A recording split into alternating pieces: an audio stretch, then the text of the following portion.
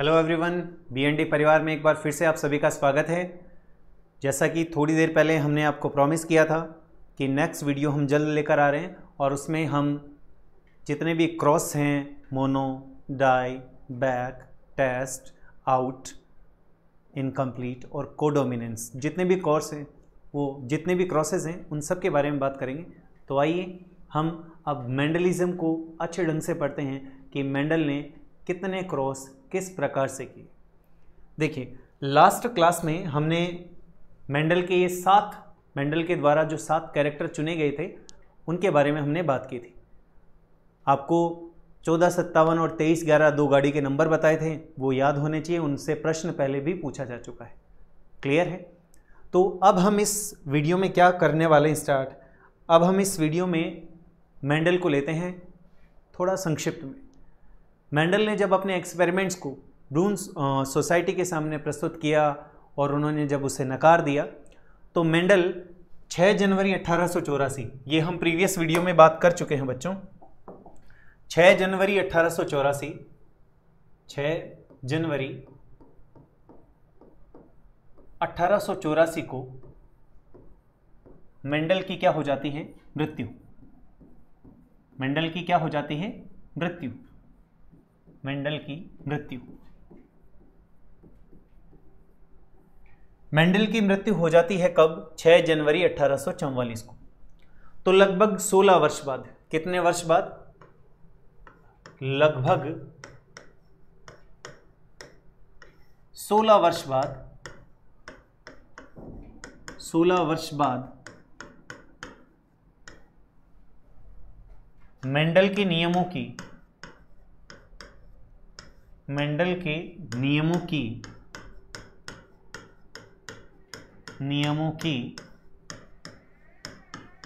पुनः खोज होती है।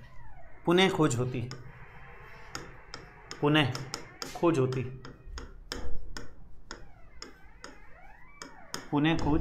है। कब? सन 1900 में। कब? सन 1900 में। तो 84 में मृत्यु, सन 1900 में नियमों की पुनः खोज होती है। तो लगभग 16 वर्ष बाद मेंडल के नियम दोबारा से दुनिया के सामने आते हैं।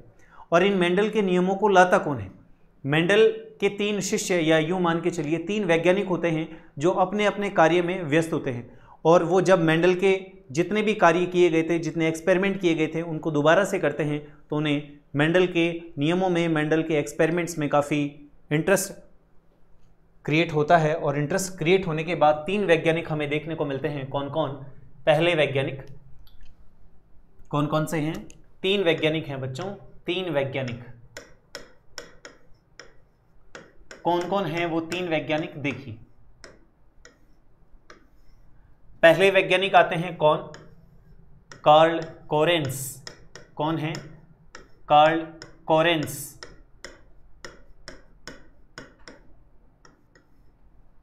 कार्ल कोरेंस कहाँ के थे? जर्मनी के। कहाँ के थे? जर्मनी के। और इन्होंने काम किस पे किए? इन्होंने काम किए मक्का के पौधे पर। किस पर? मक्का के पौधे पर।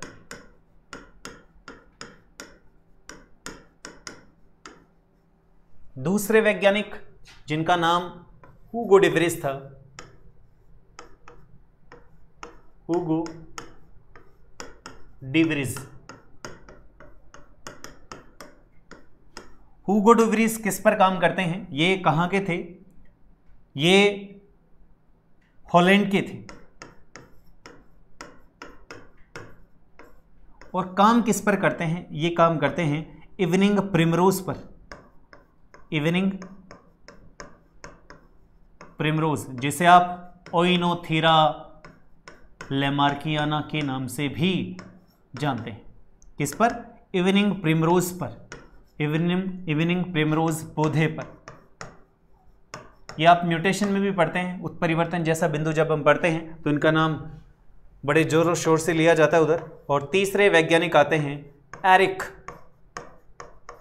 टी शेरमार्क, या एरिक टी वॉन शेरमार्क। ये कहाँ के थे? ये ऑस्ट्रिया के थे। ऑस्ट्रिया। और इन्होंने एक्सपेरिमेंट किस पर किए थे? इन्होंने विभिन्न पुष्पीय पादपों पर अपने एक्सपेरिमेंट किए थे, विभिन्न पुष्पीय पादपों पर, पुष्पीय पादपों पर। तो बेटा ये तीन वो वैज्ञानिक हैं जो मेंडल के नियमों को पुनः खोजते हैं और दुनिया के समक्ष लाते हैं कि मेंडल इतना बढ़िया काम करके गए थे, उनको सम्मान देना बनता है।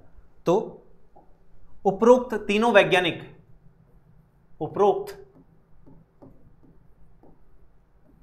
तीनों वैज्ञानिक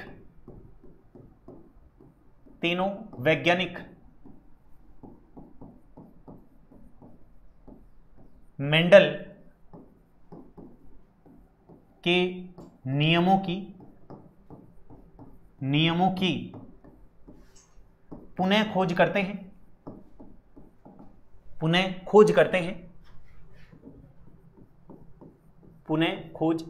हैं और इस प्रकार से मेंडल को मृत्यु के पश्चात प्रसिद्धि, लोकप्रियता, नेम और फेम दोनों प्राप्त होते। जीते जी मेंडल को इतनी कोई खास नेम और फेम, लोकप्रियता हासिल नहीं हो पाती।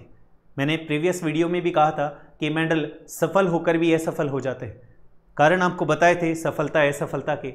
और इस प्रकार से तीनों वैज्ञानिक मेंडल की मृत्यु के 16 वर्ष बाद या 16 साल बाद दुनिया के सामने नियमों को लाकर मेंडल को लोकप्रियता दिलवाते हैं। अब मेंडल के क्रॉसेस की बात करते हैं कि मेंडल ने कौन कौन से क्रॉसेस करवाए थे। तो आइए मेंडल के क्रॉस। सबसे पहला क्रॉस आता है हमारा एकल संकर संकरण, या मैं कहूं मोनो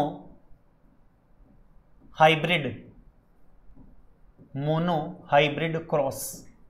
कौन सा क्रॉस बेटा? Mono hybrid cross. देखिए ये क्रॉस जो हैं वो बहुत सिंपल हैं, बहुत आसान है, जैसा कि नाम है एकल संकर संकरण, यानी कि ये क्रॉस एक कैरेक्टर के बीच में करवाया गया है। किसके बीच में? एक कैरेक्टर के बीच में करवाया गया। तो देखिए ऐसा क्रॉस जो एक लक्षण के विपर्यासी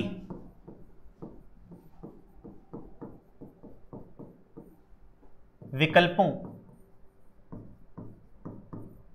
के मध्य करवाया जाता है,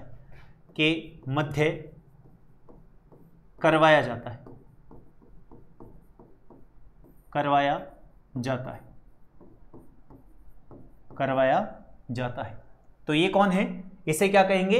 एकल संकर संकरण या मोनो हाइब्रिड क्रॉस। जैसे एग्जाम्पल के तौर पर अगर हम लें तो ये कौन है? ये एक प्रकार का मोनो हाइब्रिड क्रॉस है।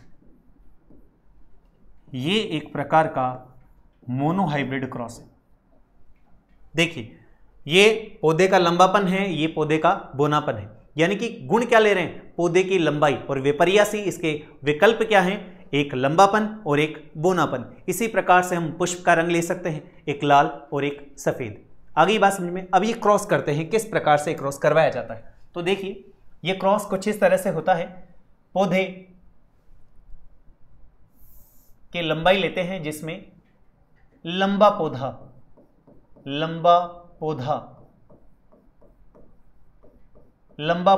ये कैसा है? ये लंबा पौधा है। देखिए अब इसको बहुत से तरीकों से लिखा जा सकता है। शुद्ध लंबा पौधा है, समयुग्मजी लंबा पौधा है। आगे बात समझ में। समयुग्मजी प्रभावी गुण है, समयुग्मजी प्रभावी कैरेक्टर है। क्लियर? तो ये टीटी हो गया। इधर लिखेंगे बोना पौधा।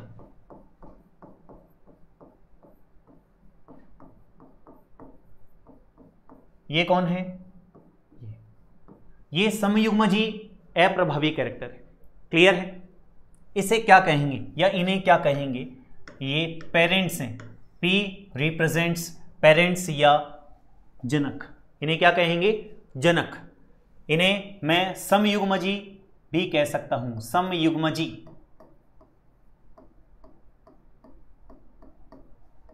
क्यों? क्योंकि ये डेफिनेशन मैं आपको बता चुका हूं। देखिए यहां पर जो गैमेट बनते हैं वो कुछ इस तरह से बनते हैं। गैमेट मतलब युग्मक। ये इस तरह से गैमेट बन गए।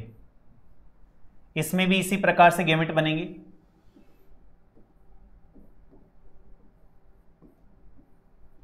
और ये क्या है? गैमेट यानी कि युग्मक। पेरेंट्स मतलब जनक, जी मतलब गैमेट यानी कि युग्मक। देखिए अब इनमें क्या करवाते हैं हम? क्रॉस करवाते हैं।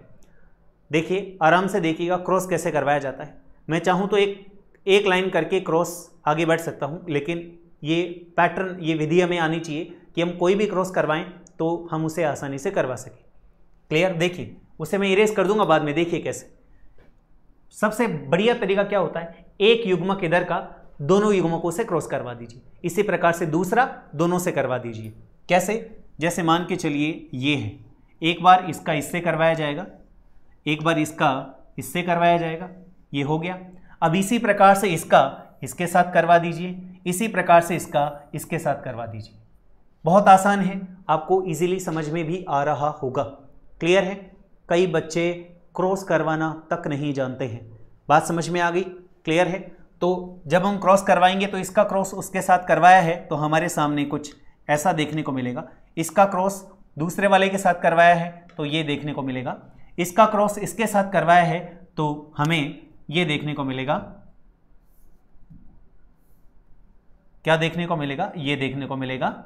इसका क्रॉस इसके साथ करवाया तो हमें ये देखने को मिलेगा। तो क्रॉस करवाना बेहद आसान होता है। क्लियर है? लेकिन ये सिर्फ आपको सिखाने के लिए पैटर्न बनाया था। हम आगे चलते हैं। हमने देखा है कि जितनी भी जो परिणाम हमें प्राप्त हो रहे हैं F1 PD में वो सारे के सारे समान हैं।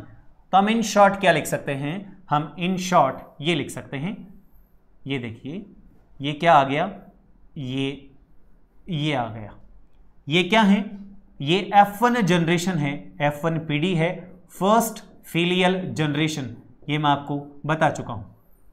ये F1 PD है। ये क्या है? F1 PD है। क्लियर है? और ये सारे के सारे क्या हैं? ये 100% लंबे पौधे हैं। कैसे हैं बेटा? लंबे पौधे हैं। क्या हैं? लंबे पौधे। ये लंबे पौधे हैं ऑल टॉल प्लांट से।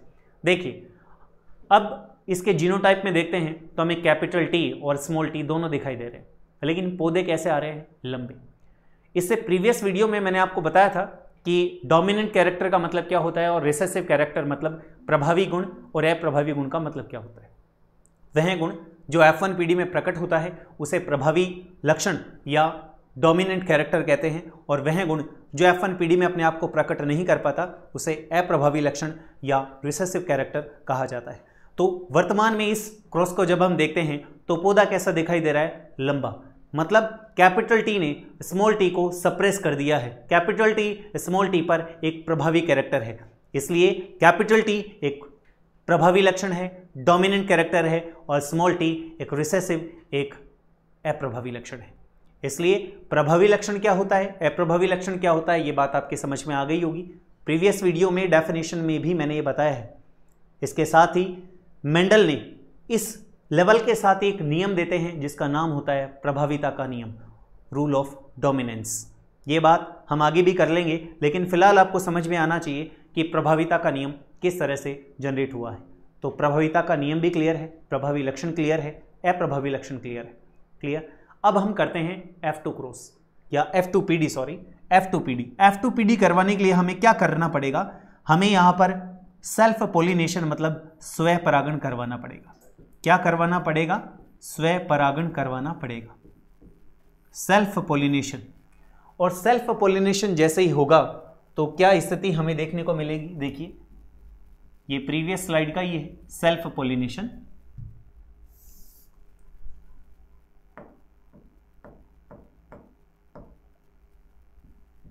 ये स्वयं परागण है।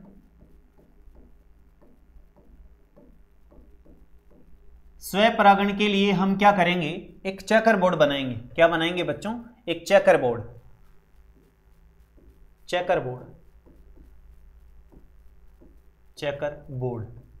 इसे पुनेट स्क्वायर भी कहा जाता है। क्या कहा जाता है? पुनेट स्क्वायर, क्योंकि इसके बारे में पुनेट ने बताया था तो इसलिए इसे पुनेट स्क्वायर या पुनेट वर्ग भी कहते हैं।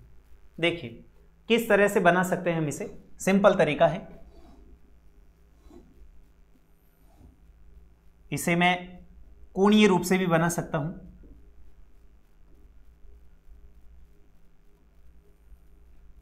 ये देखिए, यहां पर एक लाइन खींचते हैं, इधर नर आएंगे और इधर मादा। तो युग्मक कहां से आएंगे? देखिए, युग्मक बनाना, ये एकल है तो युग्मक बनाने में यहां पर जोर ही नहीं आएगा। एक युग्मक ये और एक युग्मक ये, तो एक युग्मक ये आ गया, एक युग्मक ये आ गया। इसी प्रकार से इधर भी एक युग्मक ये आ गया और एक युग्मक ये आ गया। अब इन क्रॉस कैसे करेंगे? कैपिटल टी का दोनों के साथ, स्मॉल टी का दोनों के साथ। तो capital T capital T, capital T small T. देखिए बेहद आसान है, small T capital T, small T और कैपिटल टी दोनों आ गए, स्मॉल टी और स्मॉल टी। इस प्रकार से आपके सामने कुछ परिणाम प्राप्त होते हैं। क्लियर है? इन रिजल्ट्स को अगर हम बाहर देखते हैं तो देखिए क्या लगता है हमें। सबसे पहले हम बाहर लिखेंगे, वो आता है फिनोटाइप, यानी कि लक्षणी प्रारूप। क्या बेटा? लक्षणी प्रारूप। क्या? लक्षणी प्रारूप। लक्षणी प्रारूप मतलब फिनोटाइप। फिनोटाइप, फिनोटाइप ऐसे जो बाह्य लक्षणों को प्रदर्शित करते हैं उन्हें लक्षणी प्रारूप कहते हैं। देखिए, बाह्य आकारिकी को प्रदर्शित करते हैं उन्हें लक्षण प्रारूप कहते हैं। ऐसा हम पहले पढ़ चुके हैं। जब इनमें देखते हैं तो हमें ये और ये सारे के सारे कैसे हैं? लंबे पौधे हैं। तो लंबे पौधे, लंबे पौधे अनुपात बोने पौधे, बोने पौधे। तो देखिए, जब इन परिणाम में, इन रिजल्ट्स में हम देखते हैं तो हमें 75% तो लंबे पौधे प्राप्त हो रहे हैं। 75 कैसे? 1, 2, 3 यानी कि 1/3 है, 1/3 भाग कैसे हैं? लंबे हैं। तो 75% लंबे पौधे हैं और 1/4 यानी कि 25% कैसे हैं? बोने पौधे हैं। इनको अगर अनुपातिक दृष्टि से देखें तो 3:1 परिणाम हमें प्राप्त होता है। इसलिए हमें पता चल गया, क्या पता चल गया? हमें ये ज्ञान हो गया कि मोनोहाइब्रिड क्रॉस में F2PD में लक्षण प्रारूप हमेशा कितना आता है? 3:1। कितना आता है? 3:1। अभी देखिए, बहुत आसान और बेहद सरल तरीके से हम पढ़ रहे हैं। जब ये पूरे हो जाएंगे तब हम आपके लिए एक नई क्लास लेके आएंगे जिनमें मैथमेटिकली इनको सोल्व कैसे किया जाता है उनको भी हम देख लेंगे। वर्तमान में मैं अगर इतना डेप्थ में जाऊंगा तो ये सब आपके ऊपर से होकर निकल जाएगा। इसलिए मेरी रिक्वेस्ट है कि प्लीज़ इन सिंपल मेथड्स को, जो मेन मेथड है उन्हीं तरीके से हम आगे बढ़ रहे हैं तो उसी मेथड को सीखने की कोशिश करें। इनकी शॉर्ट ट्रिक्स होती हैं, वो भी आपको बता दी जाएंगी बाद में, लेकिन पहले हमें इसका पूरा कंप्लीट मेथड आना चाहिए कि पूरा कंप्लीट मेथड किस प्रकार से होता है। तो ये क्या आ गया हमारे सामने? लक्षणी प्रारूप। दूसरा देखते हैं, हमारे सामने आता है जीन प्रारूप। अब इसमें हम क्या देखेंगे? क्योंकि देखिए, आपको क्या देखना है? ये कैसा है? लंबा है। ये कैसा है? लंबा। ये कैसा है? लंबा। और ये कैसा है? बोना। तो हमने लक्षणी प्रारूप देखा तो केवल हमने लंबा लंबा लंबा और बोना देखा, लेकिन जब हम जीन प्रारूप देखते हैं, जीन प्रारूप, जीन प्रारूप या मैं कहूं जीनोटाइप, जीनोटाइप देखते हैं तो लंबे कितने हैं, यानी कि शुद्ध लंबे कितने हैं? शुद्ध लंबे, शुद्ध लंबे का मतलब समयुग्मजीय लंबे। दूसरे संकर लंबे, यहां पर मैं अशुद्ध लंबे भी लिख सकता हूं, ध्यान रखिएगा अगर आपको कहीं पर अशुद्ध लंबा लिखा हुआ मिले तो बात समान ही है। नेक्स्ट, शुद्ध बोने, शुद्ध बोने। तो देखिए 25% कैसे हैं? शुद्ध लंबे, कैपिटल टी कैपिटल टी। अब की बार हमें कैपिटल टी देखना है, सब कैपिटल टी है या स्मॉल है उसको ध्यान में रखना है। Capital T small T, capital T small T. 50% संकर लंबे हैं यानी कि अशुद्ध लंबे हैं और 25% शुद्ध बोने हैं, यानी कि इसका अनुपात कितना आया हमारे पास? इसका अनुपात आया 1:2:1। तो हमारे पास मोनोहाइब्रिड क्रॉस का फिनोटाइप आता है 3:1 और जीनोटाइप आता है 1:2:1। बहुत आसान है, कोई सा भी कैरेक्टर लीजिए, RR लीजिए, TT लीजिए, YY लीजिए, व्हाटएवर जो भी आपको अच्छा लगे, लेकिन उसका जो परिणाम होगा वो हमेशा ये ही आएगा जो आपके सामने दिखाई दे रहा है। तो इस प्रकार से मोनोहाइब्रिड क्रॉस फिनिश होता है। आई होप ये समझ में आ चुका होगा। अब इसके बाद में जो आगे हमारा क्रॉस आता है वो डाई हाइब्रिड आता है। देखिए मैं एक बार फिर से रिवीजन करवा दूं। मोनोहाइब्रिड में सिर्फ केवल एक लक्षण का चयन करते हैं। एक लक्षण से मतलब है उसके विपर्यासी जो विकल्प है उनका चयन किया जाता है। जैसे पौधे की लंबाई है तो पौधे की लंबाई के दो विपर्यासी लक्षण हैं, एक प्रभावी एक अप्रभावी, यानी कि पौधे का लंबापन और पौधे का बोनापन।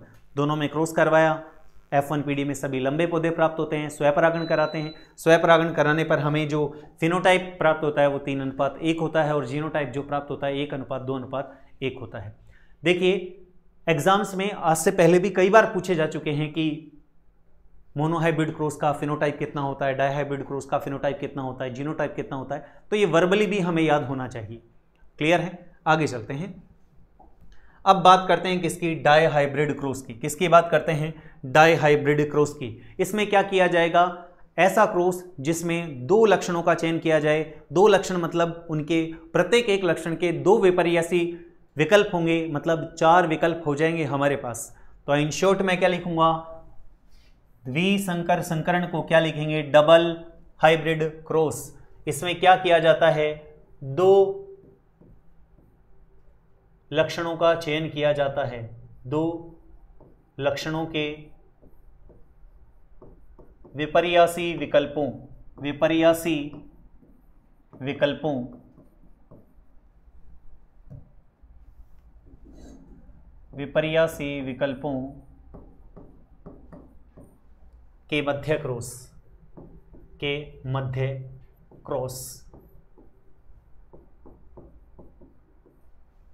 के मध्य क्रॉस। देखिए अब के मध्य क्रॉस करवाना है हमें, तो हमें दो कैरेक्टर ढूंढने पड़ेंगे। हम कैरेक्टर क्या ढूंढ के चलते हैं?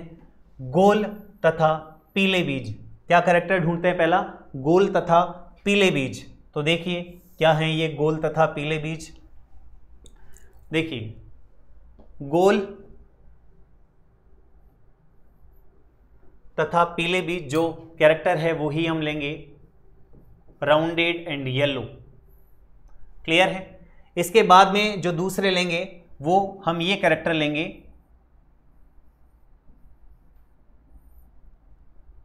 झुर्रीदार तथा हरे बीज। आ गई बात समझ में? तो ये कैरेक्टर हमने चयन कर लिया। अब ये क्या है? डायहाइब्रिड क्रॉस है। देखिए एक लक्षण ये है, दूसरा लक्षण ये है। एक लक्षण के दो विकल्प ये हैं, दूसरे लक्षण के दो विकल्प ये हैं। क्लियर है? अब इनमें क्या करवाते? ये कौन है? पेरेंट्स है।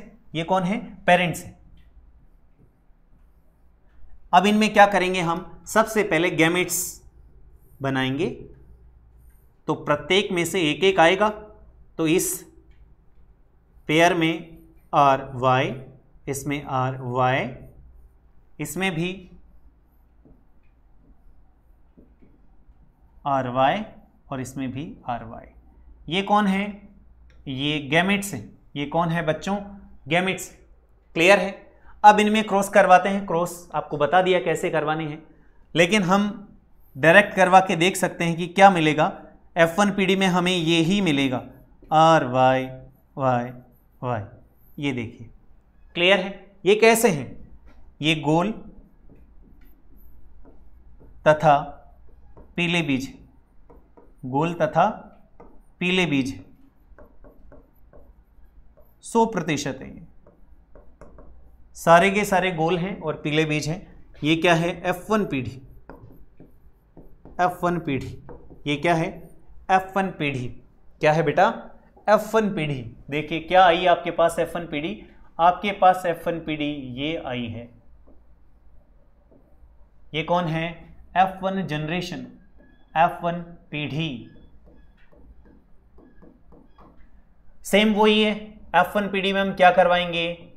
सेल्फ पोलिनेशन यानी कि स्वय परागण। क्या करवाएंगे? सेल्फ पोलिनेशन यानी कि स्वय परागण। और स्वय परागण करवाने के लिए हमें क्या चाहिए? गैमेट्स चाहिए। क्या चाहिए? गैमेट्स चाहिए। तो गैमेट कैसे निकालेंगे या कौन कौन से गैमेट आएंगे? अभी एक सिंपल तरीका देखेंगे हम। मैंने बोला, प्रॉमिस कर रखा है कि हम आगे एक मैथमेटिकल क्लास लेंगे जिसमें हम ट्रिक्स से पढ़ेंगे। ट्रिक से अभी फ़िलहाल इसलिए नहीं बता रहा क्योंकि अभी सिंपल मेथड लेंगे हम, क्योंकि उसमें हम ट्राई हाइब्रिड क्रॉस तक जा सकते हैं ट्रिक के थ्रू। आ गई बात समझ में? देखिए इसमें क्या है, गैमेट्स कैसे बनेंगे, इसको इन दोनों के साथ और इसको इन दोनों के साथ, यानी कि गैमेट्स बनेंगे जो हमारे सामने कुछ इस तरह के आएंगे, capital R capital Y, capital R small Y, capital R दोनों के साथ हो गया। अब इसी प्रकार से small R capital Y, small R small Y, ये 4 गैमेट हमें मिलेंगे। क्लियर है, बात समझ में आ गई? और इसी प्रकार से जब हम इनमें क्या करवाएंगे, F2PD यानी कि क्रॉस करवाएंगे, तो हमें कुछ ऐसा देखने को मिलेगा। ये देखिए, ये आपको दिखाई दे रहा है, इसमें ऐसा क्रॉस करवाने पर हमें प्राप्त होगा और इससे हमें फिनोटाइप और जीनोटाइप दोनों निकालने हैं। क्लियर है? देखिए अब इसमें क्या करते हैं हम, क्रॉस करवाने के बाद अब इसमें से हमें फिनोटाइप और जीनोटाइप निकालना पड़ेगा। जीनोटाइप के लिए और फिनोटाइप के लिए हमें उसी स्लाइड में जाना पड़ेगा दोबारा यहीं पर, या एक और ऐड कर देते हैं। देखिए क्या करेंगे हम, सबसे पहले निकालेंगे क्या, फिनोटाइप। फिनोटाइप यानी कि लक्षणी प्रारूप। लक्षणी प्रारूप आप जानते हैं कहाँ से आता है, क्या होता है, लक्षणी प्रारूप। देखिए क्लियर है, गौर से देखिएगा हम जिसमें बात करने जा रहे हैं। क्लियर है? आइए देखिए, सबसे पहले हमें क्या देखना है, केवल लक्षणी प्रारूप देखना है कि गोल और पीले कितने हैं। तो देखिए गोल और पीले कितने हैं, गोल पीला 1, गोल पीला 2, गोल पीला 3, गोल पीला 4, गोल पीला 5, गोल पीला 6, गोल पीला 7, गोल पीला 8 और गोल पीला 9। क्लियर है? देखिए एक पैटर्न भी बनता है और इस पैटर्न को अगर हम देखें तो इस पैटर्न को आप इस तरह से देख सकते हैं। देखिए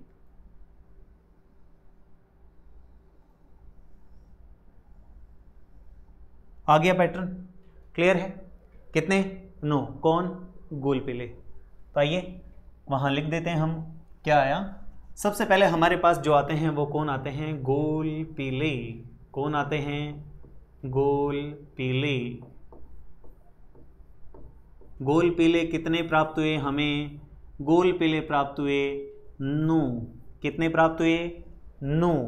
आगे चलते हैं, देखिए अब हम आगे देखते हैं तो ये गोल है लेकिन पीला नहीं है, हरा है। तो कैसा हो गया दूसरा कैरेक्टर, गोल हरा। कैसा कैरेक्टर हो गया, गोल हरा।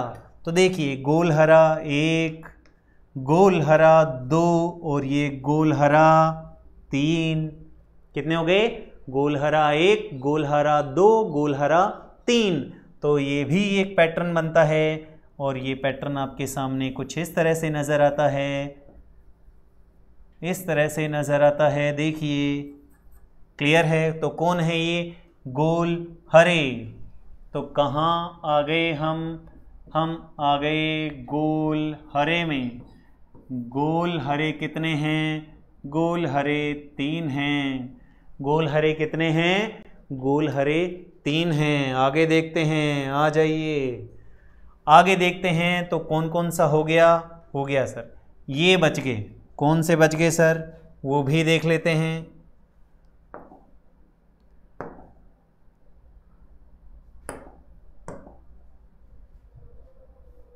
देखिए अब ये कैसा दिख रहा है, गोल है क्या, गोल नहीं है, झुर्रीदार है लेकिन पीला है। तो झुर्रीदार पीला 1, झुर्रीदार पीला 2 और झुर्रीदार पीला 3। तो ये झुर्रीदार पीला आ गया। ये देखिए एक छोटा सा और आ गया।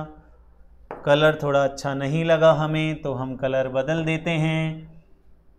ये देखिए ये आ गया क्या, झुर्रीदार और पीले। तो हम तीसरा क्या लिखेंगे, झुर्रीदार पीले। क्या लिखेंगे बच्चों, झुर्रीदार पीले। झुर्रीदार पीले। कितने आए बच्चों? ये आए 3। वापस चलते हैं पीछे, एक बचा अकेला। गोल है? नहीं है। झुर्रीदार है? बिल्कुल है। पीला है? नहीं है। हरा है? बिल्कुल है। तो अकेला कैसा रह गया? ये झुर्रीदार तथा हरा। कैसा रह गया? झुर्रीदार तथा हरा। तो चौथा जो कैरेक्टर हमें देखने को मिला वो मिला झुर्रीदार हरे। कितने मिले? 1। कितने मिले? 1। इसे गौर से देख लीजिए। जो डायहाइब्रिड क्रॉस का फिनोटाइप हमारे पास आया वो आया 9:2, 3:2, 3:1, अर्थात 9:3:3:1। ये पूछा जा चुका है, पूछने लायक है, पूछ सकता है। बात समझ में आ गई? अनुपात क्या रहेगा? 9:3:3:1 याद रहना चाहिए। और देखें, मेरी आपसे रिक्वेस्ट है, एक बार इस पे दृष्टि, अपनी कृपा दृष्टि डाल के देखिए कि इसमें कुछ आपको अच्छा लग रहा है, कुछ अलग से नज़र आ रहा है क्या? आ रहा है सर। एक बार देख लीजिए, फिर मैं तो दिखाऊंगा ही। हमें 9 दिखाई दे रहे हैं गोल पीले, 3 दिखाई दे रहे हैं गोल हरे, 3 दिखाई दे रहे हैं झुर्रीदार पीले और 1 दिखाई दे रहा है झुर्रीदार हरा। कैसा दिखाई दे रहा है? झुर्रीदार हरा। तो देखिए, इसको जब हम देखते हैं तो स्थिति कैसी देखने को मिलती है? स्थिति हमें कुछ ऐसी देखने को मिलती है। कैसी देखने को मिलती है? देखिए, ये कौन है? ये गोल हैं और गोल पीले हैं। ये कैसे हैं? गोल पीले। और ये कैसे हैं? ये गोल हैं? बिल्कुल नहीं हैं। कैसे दिखाई दे रहे हैं? झुर्रीदार हरे। क्लियर है क्या? अरे क्लियर है। झुर्रीदार हरे, गोल पीले। ठीक है। कौन से हमने जनकों के रूप में क्या लिया था? हमने जनकों के रूप में गोल पीले झुर्रीदार हरे लिए थे। क्या लिए थे? गोल पीले और झुर्रीदार हरे लिए थे। ये बात याद रखिए। और यहाँ पर आ जाइए। आपको कुछ दिखाई दे रहा है क्या? बिल्कुल दिखाई दे रहा है सर, गोल पीले। कैसे दिखाई दे रहे हैं? गोल पीले। और क्या दिखाई दे रहे हैं? झुर्रीदार हरे। मतलब जो हमें परिणाम प्राप्त हुए उनमें ये पैतृक के समान हैं, पैतृक संयोजन हैं। याद रखिएगा, ये बात आगे काम देगी हमारे। ये बात डायहाइब्रिड क्रॉस की, ये बात कि पैतृक संयोजन और पुनर्संयोजी संयोजन क्या है, काम देगी बात। तो ये कैसे हैं? पैतृक संयोजन। पैतृक संयोजन, पैतृक संयोजन, वो भी क्या है? पैतृक संयोजन। क्या है? पैतृक संयोजन। क्या है बच्चों? पैतृक संयोजन। और ये जो मिले हैं बीच में 3-3, ये क्या हमारे पास थे? हमारे पास मेंडल के पास थे? नहीं थे। तो ये दोनों कौन हैं? ये दोनों पुनर्संयोजी संयोजन हैं। क्या हैं? पुनर्संयोजी, पुनर्संयोजी संयोजन हैं जो रिकॉम्बिनेशन से प्राप्त हुए हैं। पुनर्संयोजी संयोजन। क्लियर है? एक चीज़ हमें और ध्यान रखनी है कि मेंडल के अनुसार जब हम ये क्रॉस करवाते हैं, डायहाइब्रिड क्रॉस, तो इसमें जो परिणाम प्राप्त होते हैं उनमें पैतृक संयोजन अधिक मात्रा में होते हैं। देख लीजिए, कुल 16 प्राप्त हुए हैं, जिनमें से 9 और 1 10 पैतृक संयोजन हैं। केवल 3 और 3 6 हमें नए संयोजन प्राप्त हुए हैं, पुनर्संयोजी संयोजन प्राप्त हुए हैं। और ये आगे हमारे काम देने वाला पॉइंट है। आगे हमें याद रखना है। हम कुछ डेफिनेशन लेंगे जिनमें हमें ये शब्द काम में लेंगे। तो जब आपको ये शब्द काम में ले जाएं तो पैतृक संयोजन और पुनर्संयोजी संयोजन जैसा कंसेप्ट क्लियर हो जाना चाहिए। डेफिनेशन में आएगा कि यहाँ पर पुनर्संयोजी संयोजन अधिक प्राप्त होते हैं। यहाँ पर मतलब उस परिभाषा की बात कर रहा हूँ। यहाँ पर तो पैतृक संयोजन ही अधिक प्राप्त हुए हैं, ध्यान रखिएगा बात। तो इस प्रकार से हमने किसकी बात की? इस प्रकार से हमने बात की फिनोटाइपिक रेशो की, समलक्षणी या लक्षणी प्रारूप अनुपात की डायहाइब्रिड क्रॉस में, जो 9:3:3 3:1 प्राप्त होता है। क्लियर है ये चीज़? आगे चलते हैं, देखिए आगे देखते हैं। तो अब हमें क्या निकालना है, इसका हमें जीनोटाइप निकालना है। क्या निकालना है? जीनोटाइप। बेशक मैं चाहूँ तो 1:2:1 को मल्टीप्लाई करके आपको क्या दे सकता हूँ, जीनी प्रारूप दे सकता हूँ। इसी तरह से मोनोहाइब्रिड क्रॉस का 3:1 का मल्टीप्लाई 3:1 से करके हम 9:3:1 निकाल सकते हैं। लेकिन जैसा कि मैंने प्रॉमिस किया है, हम उस ट्रिक वाले मेथड पे नहीं करेंगे। क्यों? क्योंकि उसके लिए अलग से स्पेशल क्लास लगाएंगे, वो वहीं पर क्लियर हो जाएंगे। इसलिए पहली जो क्लास है इसमें हम ये चाहते हैं कि एक फुल प्रोविज़न, जो एक फुल मेथड होता है, बच्चे को चेकर बोर्ड को देखकर एक एक कैरेक्टर को आइडेंटिफाई करना आना चाहिए। समय बिल्कुल लगेगा और थोड़ा जटिल भी होगा। मैं पहले ही बता दूं, जटिल होगा, इसलिए अपने आँख कान बिल्कुल खड़े रखिएगा, क्योंकि अब थोड़ी देर में यहाँ पर बवाल मचने वाला है। आइए देखते हैं। सबसे पहले तो हम जीनी प्रारूप लिखने के लिए एक स्थान तैयार करते हैं। जीनोटाइप, जीनोटाइप यानी कि जीन प्रारूप। क्या हो गया? जीन प्रारूप। ठीक है बच्चों, तो जीन प्रारूप देखते हैं। देखिए, जीन प्रारूप देखने के लिए हमें बार बार उस डायग्राम में जाना पड़ेगा, क्योंकि मुझे तो याद है, लेकिन आपको कैसे पता चलेगा कि जीन प्रारूप इतना लंबा चौड़ा है? तो देखिए, आ जाइए, आनंद की प्राप्ति कीजिए अब इस डायग्राम में। क्लियर है? देखिए, इस प्रारूप को अब मैं थोड़ी देर के लिए इरेज कर दूंगा, ताकि आपको ये समझ में आए कि हम क्या चाहते हैं। ये देखिए, क्लियर है? अब देखिएगा पूरा फंडा क्या है। बिल्कुल कैरेक्टर के साथ लिखेंगे हम। मैं आपको बता दूं, कैरेक्टर के साथ लिखने जा रहे हैं, क्योंकि हम ये चांस नहीं ले सकते। कैरेक्टर बेस्ड अगर क्वेश्चन आ जाए तो आप नहीं कर पाएंगे। वो ट्रिक में तो मैं बता दूंगा कि हम उसमें तो कैरेक्टर बेस भी निकाल लेंगे, लेकिन वर्तमान में ट्रिक की बात नहीं कर रहे हम। मैं बार बार बोल रहा हूँ। देखिए, तो इसमें देखते हैं, इसमें शुद्ध गोल है और शुद्ध पीला। कितना है? शुद्ध गोल और शुद्ध पीला। कौन? ये। तो इसको क्रॉस कर देता हूं मैं, शुद्ध गोल शुद्ध पीला। क्लियर? आ जाइए, वहीं पर चलते हैं। कहाँ पर थे हम यहाँ पर थे, शुद्ध गोल शुद्ध पीला। तो पहला कैरेक्टर जो हमारे पास आता है वो क्या आता है बच्चों? शुद्ध गोल शुद्ध पीला। शुद्ध गोल शुद्ध पीला। देखिए, ये मैं शॉर्ट में लिख रहा हूं, क्योंकि ये कैरेक्टर भी आपको जल्दी से पढ़ाई नहीं जाते, डायरेक्ट जीनोटाइप रटवाया जाता है, लेकिन मैं चाहता हूं कि आपको ये पता चले किस तरह से। हो गया? आगे चलते हैं, वापस आते हैं। इसमें वापस आ गए, एक का काम हमने तमाम कर दिया है। अब देखिए, ये शुद्ध गोल है, बिल्कुल शुद्ध गोल है, capital R, but capital Y small Y, ऐसा संयोजन आपको कहीं और देखने को मिल रहा है? ये क्या है? पहले तो ये देखिए, कैपिटल आर मतलब शुद्ध गोल, कैपिटल वाई स्मॉल वाई मतलब अब क्या नहीं है? पीला नहीं है, क्या है? हरा। तो क्या हो गया? शुद्ध गोल और अशुद्ध पीला। सॉरी, क्या है ये? शुद्ध गोल तथा अशुद्ध पीला। तो देखिए, इसको भी काट देते हैं हम। किससे? ये शुद्ध गोल है और अशुद्ध पीला है। और कोई है क्या ऐसा? कैपिटल आर बिल्कुल है, ये जस्ट इसके पास में दिखाई दे रहा है। देखिए, शुद्ध गोल है और अशुद्ध पीला है। तो हम आ जाते हैं। इसके अलावा और कहीं आपको ऐसा दिखाई नहीं देगा। कैपिटल आर है, दिखाई दे रहा है? बिल्कुल दिखाई नहीं दे रहा। तो हम क्या करेंगे? हम लिखेंगे शुद्ध गोल। देखिए, हम दूसरा कैरेक्टर क्या लिखेंगे? शुद्ध गोल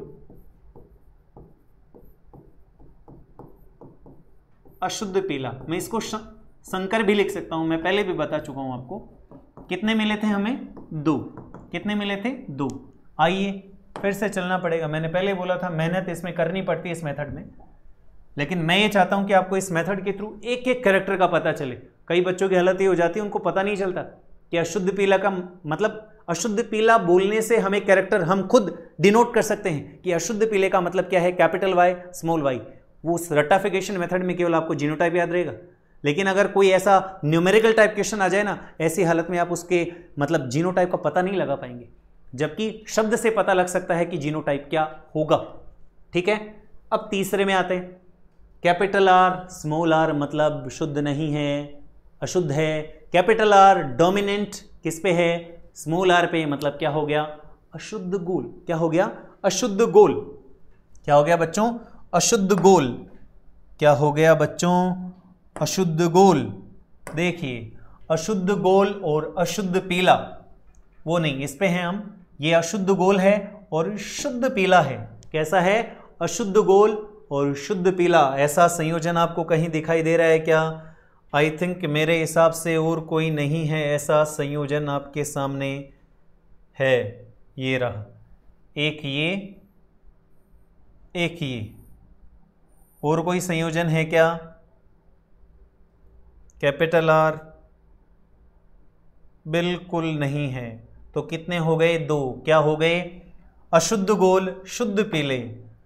देखिए बच्चों, क्या हो गए? अशुद्ध गोल शुद्ध पीले। तो तीसरा कैरेक्टर हमारे सामने आ गया, अशुद्ध गोल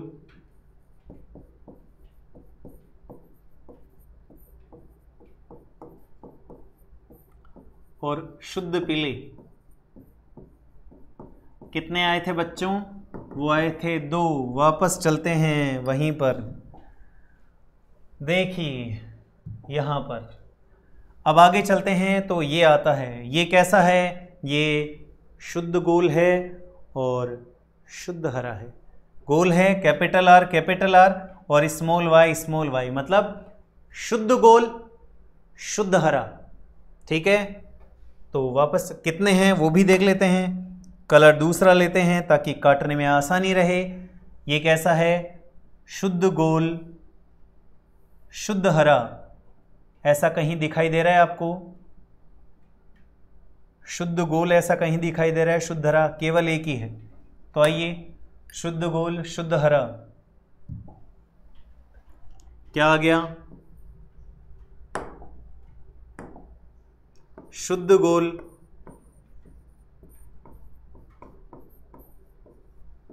शुद्ध हरा।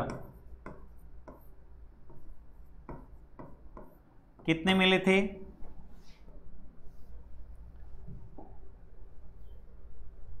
कितने मिले थे हमें? एक मिला था आई थिंक, बिल्कुल एक ही मिला था। शुद्ध गोल शुद्ध हरा, तो 1। नेक्स्ट देखते हैं कितने फ्री हो गए। अब इसमें आते हैं, कलर भी बदलते हैं। बिल्कुल, देखते हैं क्या हालत है। ये कैसा है? अशुद्ध गोल और अशुद्ध पीला 1, अशुद्ध गोल अशुद्ध पीला 2, अशुद्ध गोल अशुद्ध पीला 3 और अशुद्ध गोल अशुद्ध पीला 4। देखिए, आ जाते हैं वहीं पर वापस। अशुद्ध गोल अशुद्ध पीला, तो क्या हो गया? अशुद्ध गोल अशुद्ध गोल अशुद्ध पीला। देखिए, इतनी मेहनत है ना, सिर्फ इसलिए कर रहा हूं ताकि आपको एक एक कैरेक्टर आइडेंटिफाई करने के लिए दिया जाए तो आप उसे पहचान सकें, अदरवाइज मैं सीधा निकाल सकता था। देखिए, आगे चलते हैं, आगे आते हैं। अब फिर कलर बदलते हैं ताकि आपके लिए आसानी रहे चीज़ों को देखने और समझने के लिए। अब देखते हैं ये कैसा है। ये शुद्ध, ये गोल है या पीला?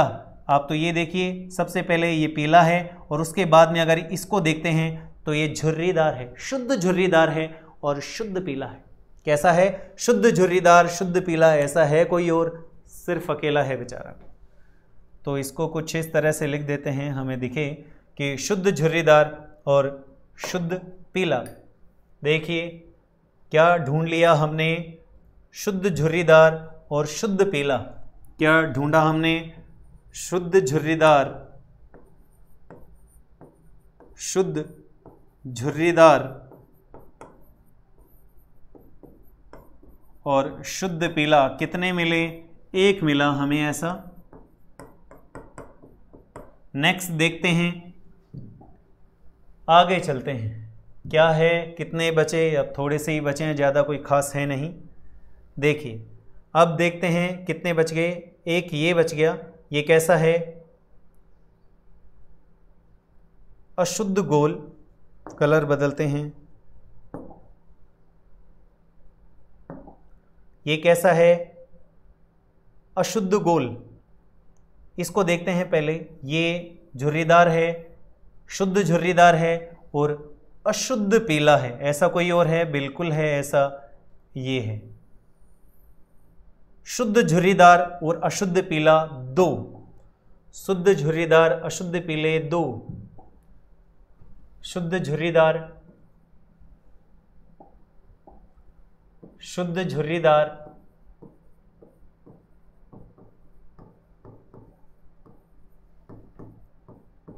अशुद्ध पीले कितने हो गए? 2। कितने हो गए? 3, 5, 6, 10, 11, 11 और 2 13। अब वापस चलते हैं उसमें, कितने बच गए देखते हैं। अब देखते हैं आगे कितने बच गए। एक ये बच गया, ये कैसा है, कैपिटल आर। ऐसा कोई संयोजन आपको दिख रहा है? बिल्कुल, एक संयोजन आपको ये दिख रहा होगा। कलर बदलते हैं ताकि आपको समझने में आसानी रहे। ये इस कलर का चयन करते हैं। देखिए ये कैसा है, ये अशुद्ध गोल है और शुद्ध हरा है। कैसा है? अशुद्ध गोल है और शुद्ध हरा है। ऐसा कैरेक्टर कहीं और है? बिल्कुल है, ऊपर की तरफ देखिए। इसीलिए मैं इनको अलग अलग रंगों से काट रहा हूँ ताकि आपको आसानी से समझ में आए। ये कौन है? अशुद्ध गोल और शुद्ध हरा। कितने हो गए? 2। कितने हो गए? 2। कैसे हो गए? अशुद्ध गोल और शुद्ध हरे। देखिए अशुद्ध गोल और शुद्ध हरे 2। क्या? अशुद्ध गोल शुद्ध हरे कितने हो गए बच्चों? 2। कितने हो गए? 2। देखिए 1, 3, 5, 6, 10, 11, 11 और 4, 15। एक अकेला बचा है बेचारा, उसको भी ले लेते हैं। अब इसके लिए फिर से कलर बदलना पड़ेगा। देखिए अब इस कलर का चयन करते हैं और ये लास्ट बचा एक, जो कैसा है बेचारा? शुद्ध तो कैसा है?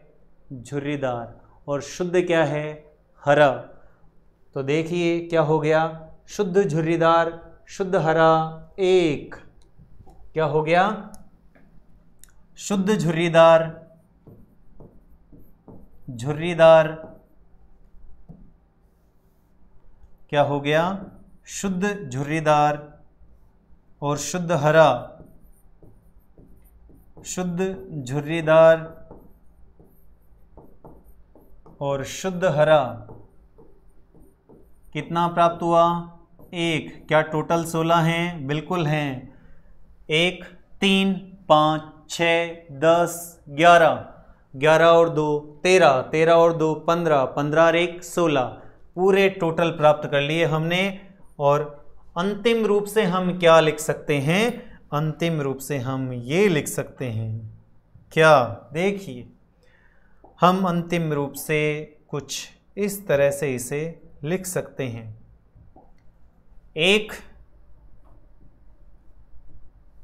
जीनोटाइप क्या आया? F2, और वो भी किसका? डाईहाइब्रिड क्रॉस का जीनोटाइप क्या आता है? अब ये याद करने लायक है। 1 अनुपात 2 अनुपात 2 अनुपात 1 अनुपात 4 अनुपात 1 अनुपात 2 अनुपात 2 अनुपात 1। देखिए 2 और 1 3, 5, 6, 10, 11, 11 और 5 16। इनको याद करने के बहुत सारे तरीके हैं। 1224, 12, 12, 1, 121, 242, 121। वो तरीके सिर्फ हमें इसलिए काम करते हैं कि हमें सिर्फ ये रटना हो। लेकिन मैंने आपको पहले ही बोला रटना नहीं है। रटा तो मैं आपको ट्रिक से ही दूंगा जिसमें आप सिंपल मोनोहाइब्रिड का याद रखिए, डाईहाइब्रिड का याद तक रखने की आवश्यकता नहीं पड़ेगी आपको। केवल एक छोटा सा मल्टीप्लिकेशन करना पड़ेगा, एक छोटा सा गुणा करना पड़ेगा। लेकिन वो अभी समझते तो आपको एक एक कैरेक्टर निकालने में बहुत जोर आता। आप खुद सोचिए, आप इसे देखते हैं तो आपको अगर बीच में से पूछ लिया जाए कि शुद्ध गोल अशुद्ध पीले, एक सिंपल दे दिया जाए कि गोल पीले और हरे झुर्रीदार में क्रॉस करवाया जाता है तो उसके जीनोटाइप में अशुद्ध गोल शुद्ध पीले कितने प्राप्त होंगे? ऐसी स्थिति में ये बहुत टाइम टेकिंग मेथड है, लेकिन वहाँ पर बिल्कुल कैरेक्टर सहित जीनोटाइप निकालेंगे, हम कैरेक्टर भी लिख लेंगे। लेकिन ये इसलिए बताया था कि एक बार आपकी प्रैक्टिस हो जाए किसको, कैरेक्टर को आइडेंटिफाई करने की। इसलिए इसे अगर समझ में नहीं आया तो बार बार वीडियो बैक करके देखिएगा ताकि आपको समझ में आए। क्लियर है?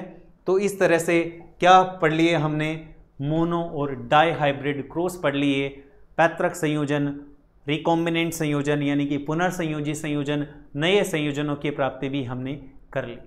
ठीक है, अब मोनो हाइब्रिड और डाई हाइब्रिड क्रॉस होने के बाद में मेंडल ने कुछ नियम दिए जिन्हें मेंडलवाद, मेंडलिज्म, मेंडल के रूल्स ऑफ मेंडल कहा जाता है। वो कौन कौन से मेंडल थे? विशिष्ट तौर पर तीन नियम थे, जिसमें प्रभाविता का और युग्मकों की शुद्धता का और स्वतंत्र अपीयन का नियम था। एक लक्षण का नियम या एकल लक्षण का नियम एक जनरल नॉलेज के लिए है। वो क्या है? एकल लक्षण का नियम सीधा सा है। वो क्या है? देखिए, लॉ ऑफ यूनिट कैरेक्टर, मतलब जीवों में सभी आनुवंशिक लक्षण इकाइयों के रूप में होते हैं और प्रत्येक एकल लक्षण एक विशेष कारक यानी कि एक विशेष जीन के द्वारा नियंत्रित किया जाता है या होता है। ये क्या है? यही लॉ ऑफ यूनिट कैरेक्टर है। ये कारक सदैव युग्म में होते हैं और प्रत्येक युग्म में एक कारक मात्रक और दूसरा कारक पैतृक होता है। क्लियर है ये चीज? ये क्या है? Unit character. नेक्स्ट देखते हैं प्रभाविता का नियम, लॉ ऑफ डोमिनेंस। मैं बता चुका हूं, इस नियम के अनुसार जब विकल्पी लक्षणों में दो शुद्ध पौधों में क्रॉस करवाया जाता है, करवाया था हमने क्रॉस, याद है आपको? क्या करवाया था हमने? इस के बीच क्रॉस करवाया था। हम चाहें तो इस के बीच क्रॉस करवा सकते हैं, हम चाहें तो इस के बीच क्रॉस करवा सकते हैं, हम चाहें तो इसके बीच क्रॉस करवा सकते हैं। आगे बात समझ में? तो क्रॉस कराया जाता है तो प्रथम पीढ़ी में अभिव्यक्त होने वाले कारक, F1 पीढ़ी में जो कारक अपने आप को प्रकट करता है वो क्या होता है? प्रभावी। तथा अभिव्यक्त न होने वाले अप्रभावी लक्षण या अप्रभावी कारक कहलाते हैं। F1 पीढ़ी में प्रभावी लक्षण के प्रकट होने को ही प्रभाविता कहा जाता है। क्या कहा जाता है? प्रभाविता कहा जाता है। याद रहनी चाहिए ये बात। क्लियर है? अब नेक्स्ट चलते हैं युग्मकों की शुद्धता का नियम, विसंयोजन का नियम, पृथक्करण का नियम इसी को कहते हैं।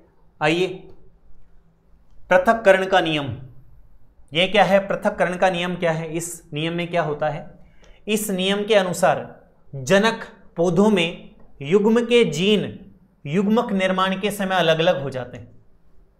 क्या बात है, क्या मतलब है? व्यवहारिक तौर पर देखते हैं, ये तो बुकिश लैंग्वेज है। देखिए, ये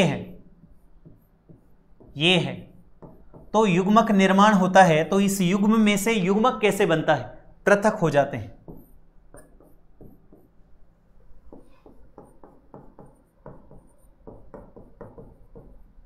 युग्मक बनेंगे, क्या बनेंगे? युग्मक ये बनेंगे, युग्मक ये बनेंगे, युग्मक ये बनेंगे, युग्मक ये बनेंगे। तो यही ये कहना चाहते हैं क्या कि इस नियम के अनुसार जनक पौधों के जीन युग्मक निर्माण के समय अलग अलग हो जाते हैं। किसी भी युग्मक में उस युग्म का एक ही कारक पाया जाता है। देखिए, इस युग्म का एक कारक है, इस युग्म का एक कारक है। ये तो सिंगल कैरेक्टर है, इसलिए इसमें ऐसा नहीं है, एक ही कारक पाया जाता है, अर्थात युग्मक किसी एक कारक या गुण के लिए पूर्ण रूप से शुद्ध होता है, इसलिए इसे युग्मकों की शुद्धता का नियम भी कहते हैं। आगे चलते हैं, स्वतंत्र अपीयन का नियम। देखिए, स्वतंत्र अपीयन का नियम, जैसे ये नियम आता है ना, तो एक चीज़ आपको पता हो जानी चाहिए। क्या पता हो जानी चाहिए? कि मेंडल ने अपने एक्सपेरिमेंट में 7 लक्षणों का चयन किया था। यदि अब इसे कोइंसिडेंस मान के चलिए, आप संयोग मात्र मान के चलिए, अगर मेंडल ने 8 लक्षण, ये प्रश्न आया हुआ है, अगर मेंडल ने 7 के बजाय 7 से अधिक लक्षणों का चयन किया होता तो निम्न में से कौन सी घटना होती और नहीं होती। होती की बात करते हैं तो ऐसी स्थिति में मेंडल को लिंकेज सहलग्नता का ज्ञान हो जाता अगर 7 से अधिक कैरेक्टर उन्होंने लिए होते। लेकिन प्रश्न उल्टा आता है, अगर मेंडल ने 7 से अधिक लक्षणों का चयन किया होता तो निम्न में से कौन सी घटना नहीं होती, क्या लॉस होता मेंडल को। ऐसी स्थिति में मेंडल को कभी भी स्वतंत्र अपयूहन के नियम का ज्ञान नहीं होता। यह प्रश्न पूछा जा चुका है पहले, दोनों स्थिति बता दी, किसका ज्ञान होता, लिंकेज सहलग्नता का ज्ञान होता, और किसका ज्ञान नहीं होता तो स्वतंत्र अपयूहन के नियम का ज्ञान नहीं होता। यह चीज आपको याद हो जानी चाहिए। ठीक है, देखते हैं क्या है ये स्वतंत्र लॉ ऑफ सेग्रीगेशन क्या है। देखिए, मेंडल ने इस नियम को द्विसंकर क्रॉस, ये भी बात याद रखिएगा, यह भी प्रश्न पूछा जा चुका है कि स्वतंत्र अपयूहन का नियम किस क्रॉस के आधार पर दिया गया है, तो डायहाइब्रिड क्रॉस के आधार पर दिया गया है। याद रखिएगा इस बात को, क्या इस बात को याद रखिएगा बच्चों, द्विसंकर संकरण के आधार पर यह नियम दिया गया है। इस नियम के अनुसार 2 या 2 से अधिक विपरीत लक्षणों को एक साथ क्रॉस करवाया जाता है तो जनक पौधे के युग्म विकल्पी जीन्स युग्मक निर्माण के समय स्वतंत्र रूप से अलग अलग होते हैं, अर्थात एक लक्षण की वंशागति दूसरे लक्षण की वंशागति को प्रभावित नहीं करती। क्या मतलब है इसका, बड़ी लंबी चौड़ी बातें हमने कर दी, सिंपल मेथड तरीके से समझिए कि ये एक, मैंने क्या बोला, इसको मैं इसके थ्रू नहीं समझा सकता। क्यों? क्योंकि पहली शर्त ही हमारी है ये डायहाइब्रिड क्रॉस के बेस पे समझाया गया है, तो इस तरीके से तो मैं समझा ही नहीं सकता, इस तरीके से मैं इसे समझा सकता हूं। देखिए क्या कहना चाहते हैं वो देखिए, मेंडल अंकल कहते हैं कि ये एक डायहाइब्रिड क्रॉस करवाया जा रहा है, ये इधर ये करवाया जा रहा है। देखिए कैरेक्टर बार बार बदलते रहना चाहिए जिससे परफेक्शन आता है, ऐसा कोई ठेका नहीं है कि RRYY ले, कुछ भी ले सकते हैं। इसमें क्रॉस करवाया गया, इसके परिणाम आपने देखे हैं, अभी डायहाइब्रिड क्रॉस के परिणाम आपने देखे, आपने विभिन्न प्रकार के संयोजन बनते हुए देखे हैं। वो चेकर बोर्ड, वो पुनेट स्क्वायर था, उसमें कुछ इस प्रकार के थे, अगर मैं उसी को लूँ या इसको ले लीजिए, इसमें क्या है, कुछ इस प्रकार के संयोजन हमें देखने को मिलते हैं। क्या संयोजन हमारे पास ये भी आ सकता है, संयोजन हमारे पास ये आ सकता है, संयोजन हमारे पास ये आ सकता है, संयोजन हमारे पास ये आ सकता है, संयोजन हमारे पास ये आ सकता है, संयोजन हमारे पास ये आ सकता है, संयोजन हमारे पास ये आ सकता है, संयोजन हमारे पास ये आ सकता है। ऐसे संयोजन प्राप्त होते हैं उसमें, क्लियर।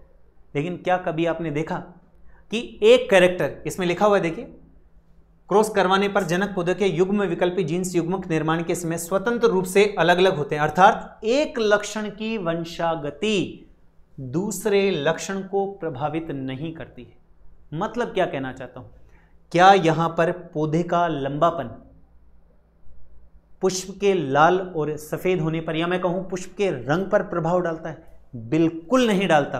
देखिए इसको, देखिए इसके कुछ भी होने से क्या आरआर पर कोई प्रभाव पड़ता है? बिल्कुल नहीं पड़ता। मतलब ये स्वतंत्र रूप से प्रकट होते हैं। यहां पर ऐसा कुछ नहीं है कि कैपिटल टी होगा तो इसका प्रभाव इस पर पड़ेगा, ये बदल जाएगा, नहीं। क्लियर है? तो यही बात ये समझाना चाहते थे, ये क्या है, स्वतंत्र अपयूहन का नियम है। क्लियर है? इस प्रकार से ये मेंडलवाद या मेंडलिज्म खत्म होता है, समाप्त होता है। देखिए एक चीज़ और है छोटी सी, वो है मेंडल के नियमों का महत्व। देखिए मेंडल के नियमों का महत्व,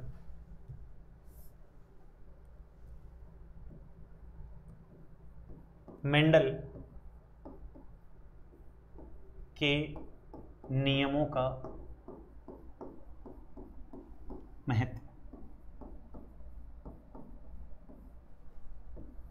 क्या क्या है? पहली बात,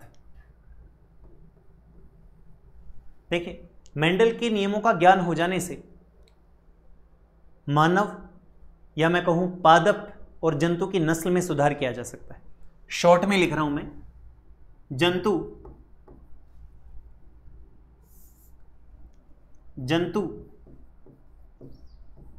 तथा पादप की उन्नत व नई किस्में प्राप्त की जा सकती, किस्में प्राप्त की जा सकती है।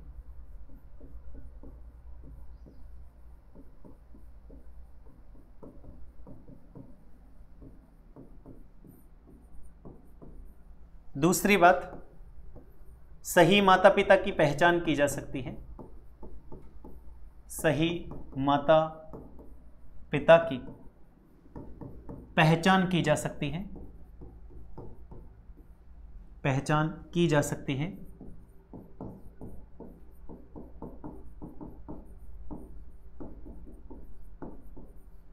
तीसरा, अपराधी की पहचान की जा सकती है,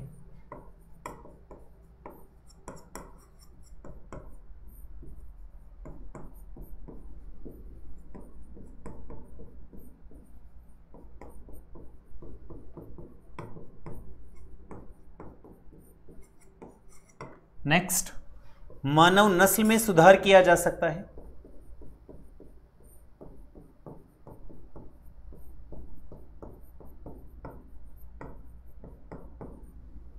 मानव नस्ल में सुधार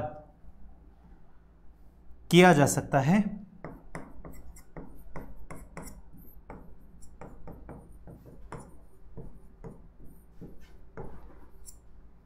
पारिवारिक वंशावली बनाई जा सकती है,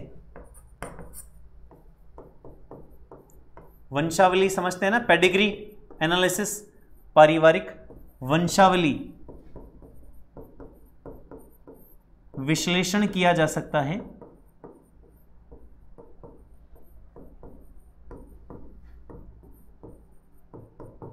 ऐसे थोड़े ही मेंडल को फादर ऑफ जेनेटिक्स कहा जाता है।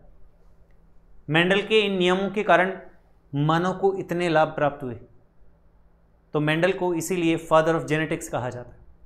अब मेंडल ने जो इतने एक्सपेरिमेंट किए, इतने रूल्स दिए, क्या वो सब पर एप्लीकेबल है? बिल्कुल नहीं। मेंडल के इन रूल्स के देने के बाद में कई वैज्ञानिकों ने इन रूल्स को या इन मेथड्स को, इन एक्सपेरिमेंट्स को अलग अलग प्राणियों पर, अलग अलग पादपों पर अपनाया, लेकिन उन्हें कुछ पादपों में, कुछ जंतुओं में, कुछ जगह पर, कुछ उदाहरणों में मेंडल के अनुरूप या मेंडल के अनुसार परिणाम की प्राप्ति नहीं हुई। क्लियर है? और यहीं से बात किसकी आ गई? यहीं से बात आ गई मेंडल के अपवाद की। किसकी बात आ गई? मेंडल के अपवाद की। और ऐसा क्यों हुआ? इसके लिए बैटसन ने कहा कि जीनों के मध्य पारस्परिक क्रिया के परिणाम स्वरूप कुछ स्थानों पर, कुछ एनिमल्स में, कुछ प्लांट्स में मेंडल अनुरूप परिणाम प्राप्त नहीं होते। कारण क्या उन्होंने बोला? Gene interaction. क्या कहा उन्होंने? Gene interaction. इसीलिए नेक्स्ट टॉपिक आता है जीन पारस्परिक अभिक्रिया। ये थी क्या? कारक संकल्पना। इसके लिए उन्होंने बोला कि जो कारक होते हैं उनके मध्य कोई ना कोई क्रिया हो जाती है, परिणाम स्वरूप उचित परिणाम या मेंडल अनुसार परिणाम प्राप्त नहीं होते। तो कारक संकल्पना देने का श्रेय बेटसन को जाता है। और जीन पारस्परिक क्रिया कितने प्रकार की होती है तो मैं आपको बता दूं, ये 2 प्रकार की होती है। 2 प्रकार की।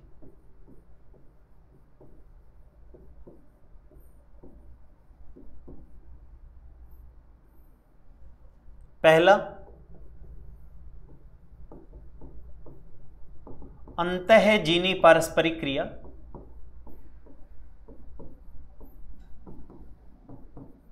अंतःजीनी पारस्परिक क्रिया। अंतःजीनी पारस्परिक क्रिया मतलब क्या है? देखिए, सिंपल सा है। ये गुणसूत्र है और यहाँ पर ये लोकस, ये जीन है। लोकस पे बता दिया था मैंने स्टार्टिंग में, लोकस जीन जिस स्थान पर लोकेटेड होते हैं, स्थित होते हैं, उन्हें लोकस, प्लूरल वर्ड लोकाई, और ये जीन है। तो ये समजात है, समजात गुणसूत्र हैं, सेम लोकेशन पे हैं। तो इनके मध्य जो क्रिया होगी उसे कहेंगे अंतःजीनी पारस्परिक क्रिया। और अगर इसी प्रकार से क्रिया इधर देखने को मिले तो इसे कहेंगे इंटरजेनिक, ये इंट्राजेनिक। क्लियर है? याद रहेगी ये बात। तो दूसरी कौन सी होती है? अंतरजीनी पारस्परिक क्रिया।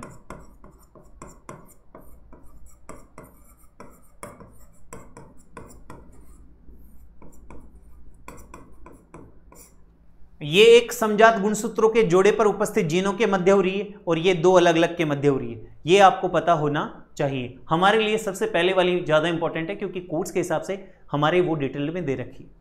देखिए, अगर इसके एग्जाम्पल्स की मैं बात करूं अंतःजीनी की, तो इसके एग्जाम्पल्स या उदाहरण देखें तो आपके सामने आती है अपूर्ण प्रभाविता।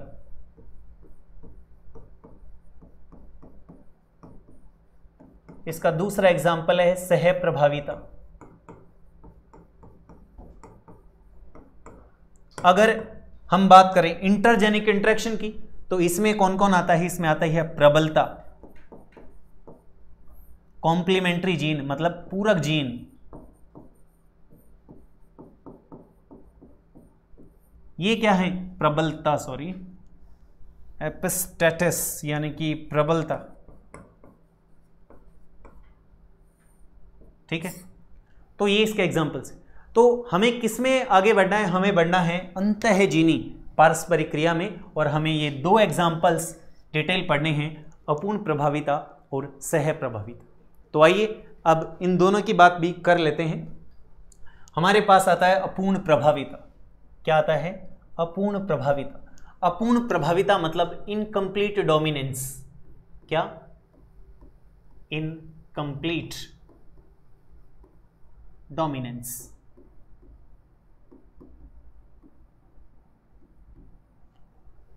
अपूर्ण प्रभाविता मतलब इनकम्प्लीट डोमिनेंस। इसे पार्शियल डोमिनेंस भी कहा जाता है। क्या कहा जाता है? पार्शियल डोमिनेंस मतलब आंशिक प्रभाविता। क्या कहते हैं इसे? आंशिक प्रभाविता।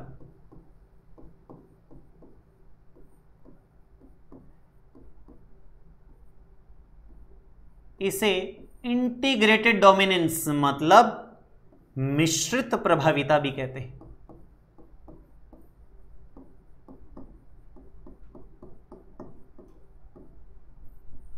इसे सेमी डोमिनेंस मतलब अर्ध प्रभाविता भी कहते हैं।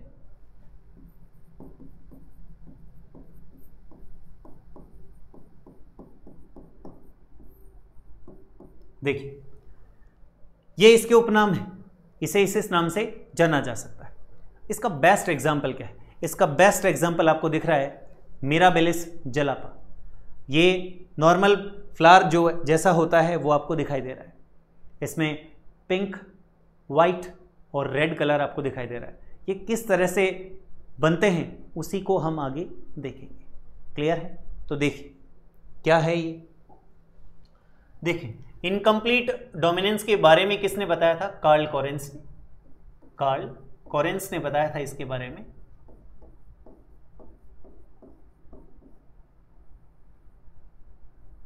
और इसका बेस्ट एग्जाम्पल जो है वो कौन है? इसका बेस्ट एग्जाम्पल है मिराबिलिस जलापा। कौन है? मिराबिलिस जलापा। कौन है बच्चों? मिराबिलिस जलापा। और इसे किस नाम से जाना जाता है? इसे 4 o'clock प्लांट भी कहते हैं। 4 o'clock प्लांट।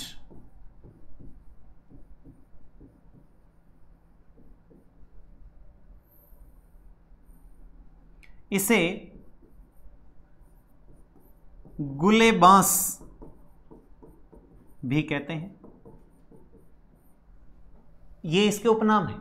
ये कोई भी, ये पूछे गए प्रश्न है। अपूर्ण प्रभाविता से एग्जाम्पल पूछा जा चुका है, इसके जीनोटाइप फिनोटाइप पूछे जा चुके हैं। ध्यान रखिएगा इस बात को।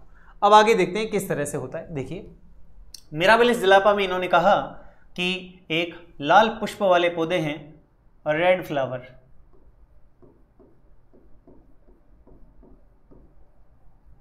लाल पुष्प वाले पौधे कौन से हैं? वो ये हैं। थोड़ा साइड में लेते हैं, यहां पे रेड फ्लावर।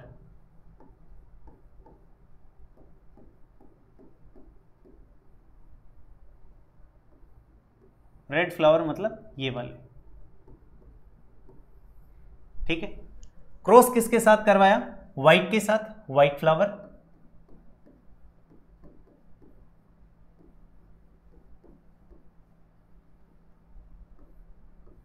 यानी कि ये कौन है? ये पेरेंट्स हैं। गैमेट्स क्या बने? गैमेट्स आपको पता है, बार बार मुझे बताने की अब बिल्कुल भी आवश्यकता नहीं है। ये गैमेट्स हैं, ये इसके भी गैमेट्स हैं, ये युग्मक हैं। क्रॉस करवाया गया, क्रॉस करवाने पर ये आया, आपको पता है क्या आएगा? ये आएगा जीनोटाइप। ये कौन है? F1 जनरेशन है। ये कौन है? F1 जनरेशन है। तो मेंडल के अनुसार ये कैसे होने चाहिए? मेंडल के अनुसार ये लाल होने चाहिए। कैसे होने चाहिए? लाल पुष्प।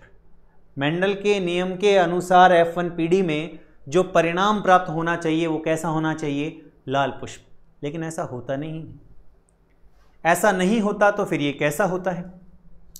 ये जो दिखाई देते हैं ये पिंक कलर के दिखाई देते हैं। कैसे दिखाई देते हैं? पिंक कलर, 100% पिंक कलर, या मैं कहूं गुलाबी रंग, पिंक कलर। कैसे दिखाई देते हैं? गुलाबी रंग के दिखाई देते हैं। क्यों दिखाई दे रहे हैं ऐसे? हमने बोला, पहले हमने क्या बोला? इसको क्या बोला हमने? अपूर्ण प्रभाविता। मतलब कैपिटल आर अपने आप को स्मॉल आर पर पूर्ण रूप से प्रभावित नहीं कर पाता, इसलिए क्या कहते हैं इसे? अपूर्ण प्रभाविता। क्या कहते हैं? अपूर्ण प्रभाविता, आधी प्रभाविता। क्लियर है? अब इसका F2 जनरेशन अगर हम देखते हैं तो क्या देखने को मिलता है हमें? इसमें क्या करवाएंगे वो आपको पता है, सेल्फ पोलिनेशन करवाएंगे, करवाते हैं सेल्फ पोलिनेशन।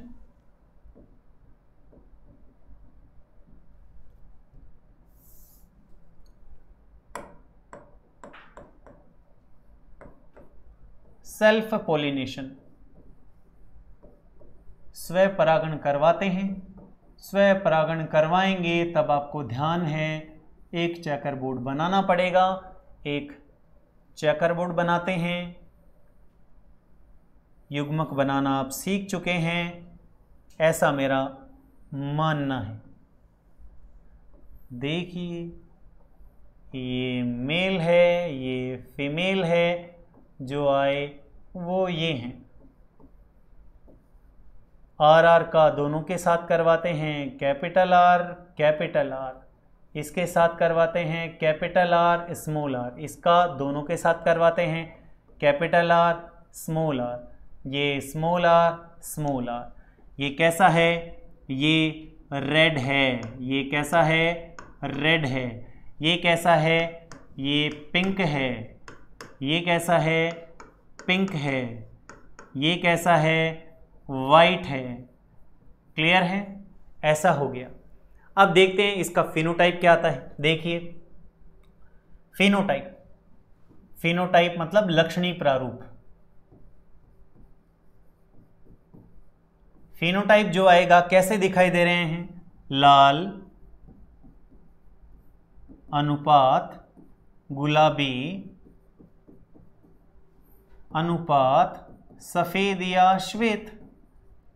कितने हैं? 25% लाल हैं। देख लीजिए आप, केवल ये 50% गुलाबी हैं और 25% सफेद हैं। मतलब क्या आ गया? अनुपात आ गया 1:2:1। ये क्या आया? फिनोटाइप। अब जीनोटाइप की बात करते हैं तो जीनोटाइप भी भैया यही आएगा। क्या आएगा? जीनोटाइप भी इसका क्या आएगा? 1:2:1। क्लियर है? इस तरह से आप समझ सकते हैं कि इनकम्प्लीट डोमिनेंस का मतलब क्या होता है। अपूर्ण प्रभाविता, पार्शियल डोमिनेंस, आंशिक प्रभाविता, मिश्रित प्रभाविता, अर्ध प्रभाविता का मतलब आप समझ गए होंगे। इसका एक एग्जाम्पल और आता है, वो मैं लिख देता हूं। दूसरा एग्जाम्पल, ये पहला एग्जाम्पल है। एक दूसरा एग्जाम्पल और आपको देखने को मिलेगा। उसका नाम क्या है? उसका नाम है एंटी राइनम मेजस, एंटीरिनम मेजस भी बोलते हैं, प्रोनाउंसिएशन का मैं बता दूं आपको, एंटीरिनम। ये प्लांट का नाम इंपॉर्टेंट है, ये पूछा जा चुका है और पूछा जा सकता है। एंटीरिनम मेजस, इसी को स्नैपड्रैगन भी कहते हैं। क्या कहते हैं बच्चों इसको? क्या कहते हैं बच्चों इसको? कहते हैं स्नैपड्रैगन। क्या कहते हैं बच्चों? स्नैपड्रैगन। इसे और क्या कहा जाता है? इसे डॉग फ्लावर भी कहा जाता है। क्या कहा जाता है? Dog flower. और इसमें जो एक्सपेरिमेंट किया गया था वो डायहाइब्रिड क्रॉस किया गया था, मतलब इनकम्प्लीट डोमिनेंस का द्विसंकर संकरण इससे समझाया गया था। क्लियर है? आगे चलते हैं। अब जो नेक्स्ट टॉपिक हमारा आता है वो आता है कौन? वो आता है सह प्रभाविता, मतलब कोडोमिनेंस। क्या है मतलब? कोडोमिनेंस। तो कोडोमिनेंस को देख लीजिए। कोडोमिनेंस क्या कहता है? कोडोमिनेंस, कोडोमिनेंस का मतलब है सह प्रभाविता, मतलब ऐसा क्रॉस। क्या? ऐसा क्रॉस जिसमें जनक के दोनों कैरेक्टर, मतलब मेल और फीमेल, एक साथ प्रकट हो जाएं। क्या हो जाएं? एक साथ प्रकट हो जाएं। पहले वाले में क्या था? उनके मध्य पारस्परिक क्रिया हो रही थी। यहां पर क्या हो रहा था? मतलब हम ये भी कह सकते हैं कि अपूर्ण प्रभाविता में क्या होता है कि जब दो कैरेक्टर के मध्य क्रॉस करवाया जाता है तो F1PD में जनकों के विपरीत कोई नया लक्षण प्राप्त होता है, जैसा कि उसमें हुआ था। नया लक्षण था वो, एक लाल एक सफ़ेद, नया क्या आया? पिंक। अगर इसमें देखते हैं तो इसमें ऐसा होगा कि ना तो नया आएगा, अपितु क्या होगा कि मेल और फीमेल यानी कि जनकों के दोनों के लक्षण एक साथ प्रकट होंगे। कैसे प्रकट होंगे? एक साथ प्रकट होंगे। आइए देखते हैं इसका एग्जाम्पल क्या है। एग्जाम्पल देखें तो इसका एग्जाम्पल आता है मवेशियों में आवरण या मवेशियों में त्वचा का रंग, बेस्ट एग्जाम्पल है इसका। और दूसरा एग्जाम्पल जो इसका आता है वो आता है रुधिर समूह। कौन सा आता है? रुधिर समूह। वो भी कौन सा? केवल AB ब्लड ग्रुप। ये ध्यान रखिएगा, सारे नहीं, ओनली AB ब्लड ग्रुप। तो दोनों को देख लेते हैं। पहले मवेशियों में रंग को देखते हैं। किसको देखते हैं? मवेशियों में रंग को देखते हैं। पहला एग्जाम्पल आता है मवेशियों में रंग। मवेशियों में त्वचा का रंग या आवरण, त्वचा का रंग देखिए किस तरह का प्राप्त होता है यहाँ पर और कैसे प्राप्त होता है। ये हैं रेड यानी कि लाल आवरण वाले मवेशी। कैसे हैं? लाल आवरण वाले मवेशी। लाल आवरण वाले मवेशी, लाल आवरण वाले मवेशी मतलब RR। ठीक है, कुछ किताबों में दूसरा भी डिनोट किया जा सकता है, तो डोंट वरी, हमें कंसेप्ट क्लियर होना चाहिए। दूसरा है सफेद आवरण वाले मवेशी। सफेद आवरण वाले मवेशी।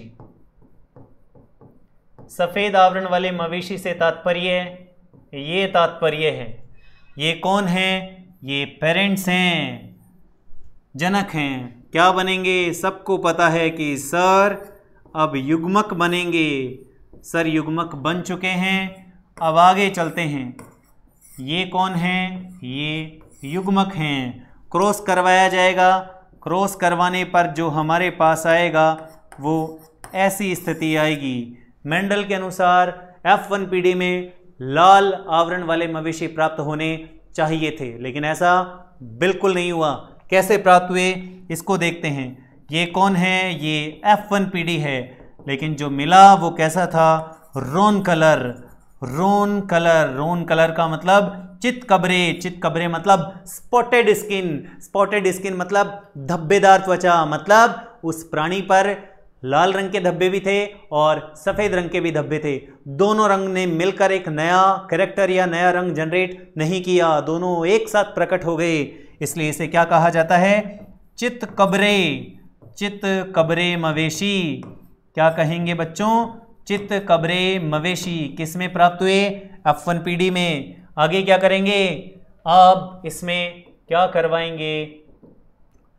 स्वनिषेचन, स्वपरागण मत लिख देना, क्यों? क्योंकि ये क्या है? ये जंतु है। ठीक है, आगे चलते हैं, वही चेकरबोर्ड बनाते हैं। फ्लो में लिख सकते हैं स्वपरागण, कोई दिक्कत नहीं है, फिर बाद में याद आएगा कि गलती हो चुकी है।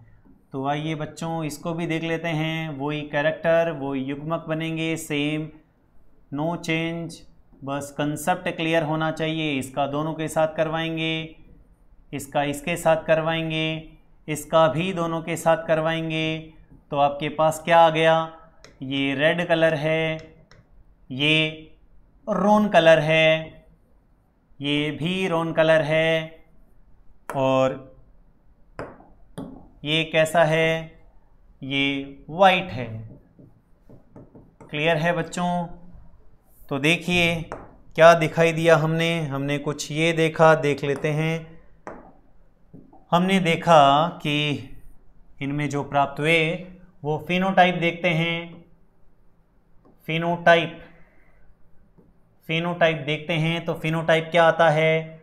लाल अनुपात चितकबरे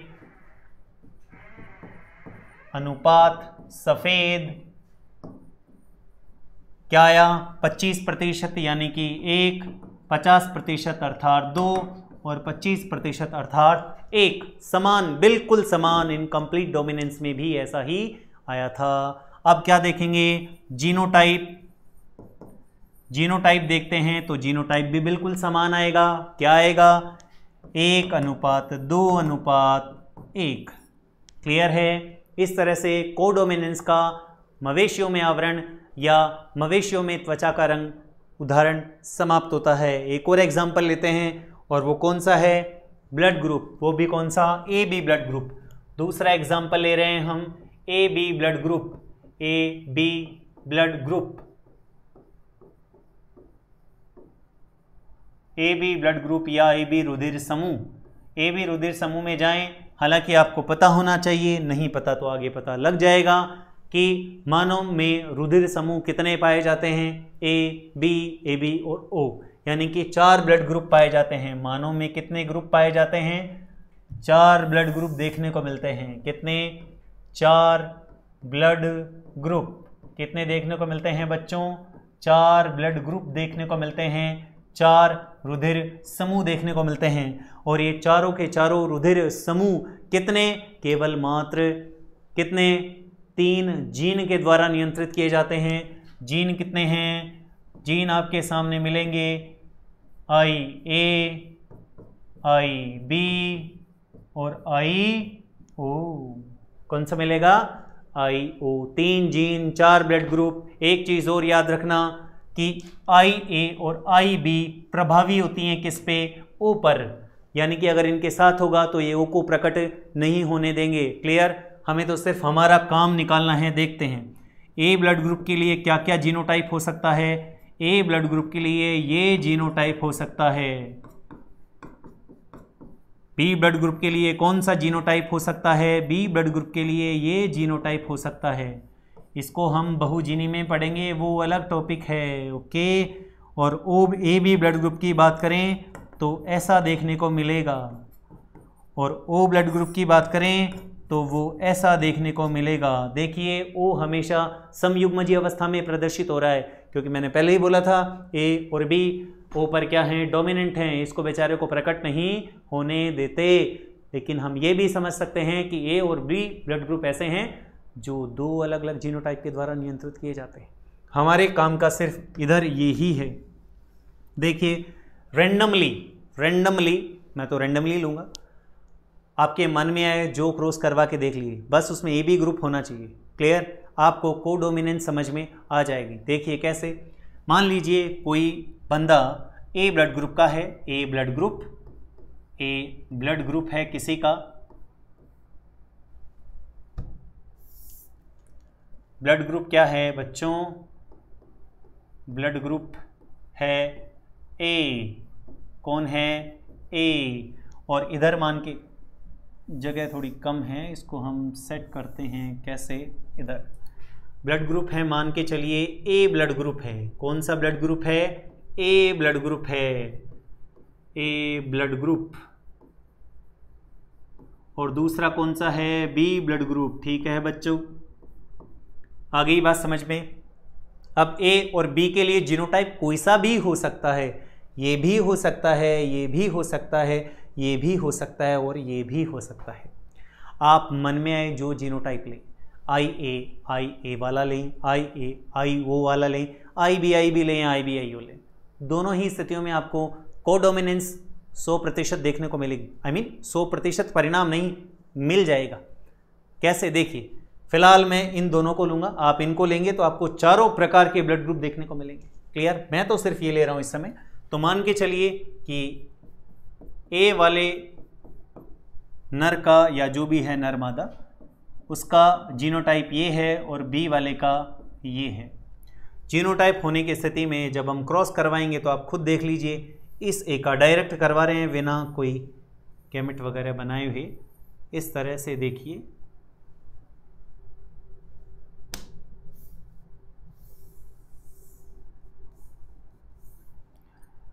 ये देखिए आप, इसका क्रॉस, इस ए का क्रॉस दोनों बी से करवा देते हैं, करवा दिया सर, दोनों बी से करवा दिया, और इस ए का क्रॉस उधर वाले दोनों बी से करवा देते हैं, बिल्कुल करवा दिया। तो क्या है आपके पास, इधर भी आएगा आई ए, आई बी, इधर भी क्या आएगा, आई ए, आई बी। क्लियर है, क्या आया, 100% डोमिनेंस। मतलब यदि किसी के पिता ए रुधिर समूह युक्त होते हैं और उनका जीनोटाइप ये होता है, और माता बी रुधिर समूह वाली होती है जिनका जीनोटाइप ये होता है, तो ऐसी हालत में 100% मतलब प्रत्येक बच्चा ए बी रुधिर समूह वाला या ब्लड ग्रुप वाला होगा। इसलिए मैंने बोला था ऐसे कंडीशन में 100% होगा। और अगर इन दोनों का एग्जाम्पल लेंगे तो मात्र 25% संभावना होगी कि ए बी रुधिर समूह वाला बच्चा पैदा हो सकता है। मुझे तो 100% करवाना था, इसलिए मैंने ये एग्जाम्पल लिया। तो इस तरह से हम सहप्रभाविता को मानव रुधिर में भी पढ़ सकते हैं। ये प्रश्न भी पहले पूछा जा चुका है कि कौन सा रुधिर समूह सहप्रभाविता प्रदर्शित करता है, तो वो ए बी रुधिर समूह है जो सहप्रभाविता प्रदर्शित करता है। क्लियर है, बात समझ में आ गई। एक छोटा सा पॉइंट और बचा है, हम उसे भी शामिल कर लेते हैं, और वो बचा है आपका टेस्ट क्रॉस बैक क्रॉस। हालांकि मैं आपको ये चीज़ पहले बता चुका हूँ, प्लीज़ उस डेफिनेशन को क्लियर करने के लिए, उसके कंसेप्ट को क्लियर करने के लिए प्रीवियस वीडियो ही देखिएगा, क्योंकि उसमें डेफिनेशन और मैंने एग्जाम्पल तक समझाया है। लेकिन मैंने बोला था कि मैं आपको कुछ क्रॉस करके बताऊं, तो आप उसको भी देख सकते हैं। देखिए, हमने बोला था, क्या बोला था, बैक क्रॉस, सारी डिटेल मैंने उधर बता दी थी कि बैक क्रॉस किसने, हेमलोन ने खोजा, सारी चीज़ें बता रखी हैं।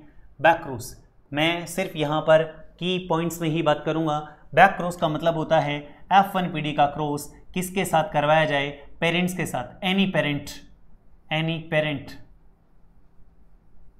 ठीक है, एनी पेरेंट में कौन आ गया, एनी पेरेंट में ये आ गया, एनी पेरेंट में ये हो सकता है, एनी पेरेंट में ये हो सकता है। ठीक है, क्लियर है, आगे बात समझ में, आगे चलते हैं।